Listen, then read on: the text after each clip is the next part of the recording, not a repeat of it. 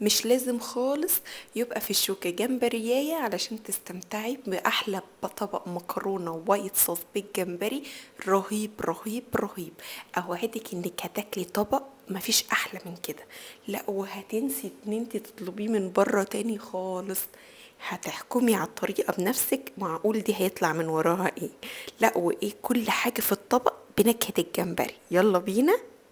معانا معلقة صغيرة من الكمون، ومعلقة صغيرة من الكزبرة، ومعلقة صغيرة من البابريكا، ومعلقتين صغيرين من البصل البودرة، وثلاث معالق صغيرين من الثوم المفروم، وليمونة، ومعلقتين كبار من الخل. وهنقلب قلب قلب حلو قوي قوي. وبعد كده بعد ما هنقلبها كويس هنجيب بولة صغيرة هناخد منها معلقتين، لا 3 معالق، خليها 3 معالق. وبعد كده هنضيف عليها شوية مية صغيرين وهنحطها على الجمبري المغسول المتنضف كويس قوي، ما ننساش الحبل بتاع الرمل. ونسيبه بقى مع نفسه كده ساعتين في التلاجة. هنيجي بقى بمعلقة زبدة كبيرة مقلبظة، معاها معلقتين زيت كبار هننزل عليهم. اول ما الزبدة تسيح هننزل عليها بصلة وسط متقطعة مكعبات كبيرة بالشكل ده. واول ما البصلة تدبل معانا ننزل عليها بربع معلقة من الفلفل الاسود. وبعد ما هنقلب شوية حلوين ننزل عليها بباقي الخضار. معانا فصين توم كبار كاملين، وجزرايه وسط، وطماطميه وسط. واول ما الخضار يدبل معانا وشوف الطماطم بقت عامله ازاي، هنزل عليها بقى بالجمبري المتبل معانا وهشوح فيه. تخيلي بقى الجمبري انت سايباه متبل وكمان بتشوحي فيه مع الخضار.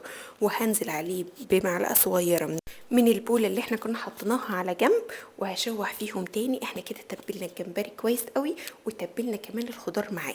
تخيلي بقى طعم الجمبريه ذات نفسها.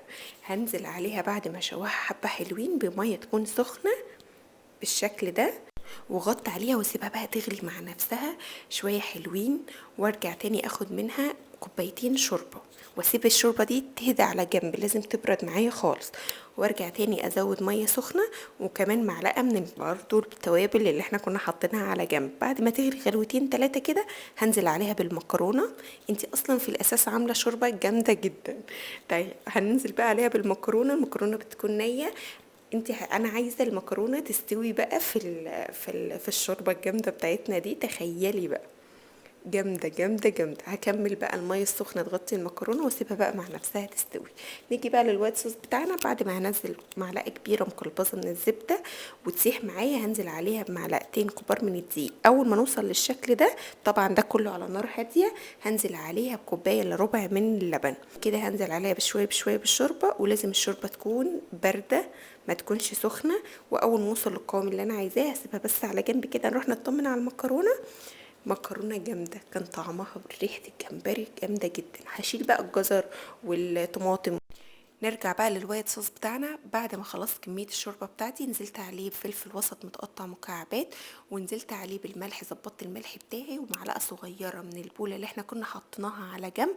وبعد ما غلي معايا وصلت للقوام اللي انا عاوزاه نزلت بقى بجبنه كتير كتير كتير، وزعتر على حسب الرغبه.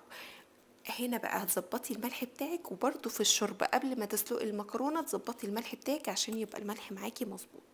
هنا بقى التقديم.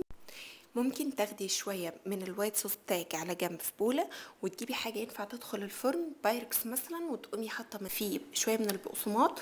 وتجيبي بقى المكرونه بالجمبري وتقلبيهم كويس قوي في الوايت صوص بتاعك، وتضيفي عليه من فوق جبنه مع الوايت صوص بتاعك اللي انتي حطيتيه على جنب، وتدخليها في الفرن تحت الشوايه تاخد لون، بتبقى جامده. انا بصراحه ما صبرتش، انا خدت شويه مكرونه بالجمبري وحطيت عليها بقى من فوق الوايت صوص بتاعي. لو انتي هتعملي نفس الحركه بتاعتي دي ومش هتاكليها ومش هتحطيها في الفرن، يبقى لازم تحطي على قد الكميه اللي انتي هتاكليها، ما تزوديش عنها، لانك هترجعي تلاقي المكرونه شربت الوايت صوص بتاعك كله. لازم وقت الاكل على طول تحطيهم على بعض، وقبل كده يكونوا منفصلين عن بعض. زي ما قلتلك في اول الفيديو، مفيش حاجه في الطبق الا بنكهه الجمبري. جمبري متبل حلو، مكرونه مسلوقه في شوربه الجمبري، وايت صوص معمول بشوربه الجمبري. انتي تتوقعي الطعم عامل ازاي؟ هتنبهري من النتيجه. طبق ولا اروع من كده، بألف هنا.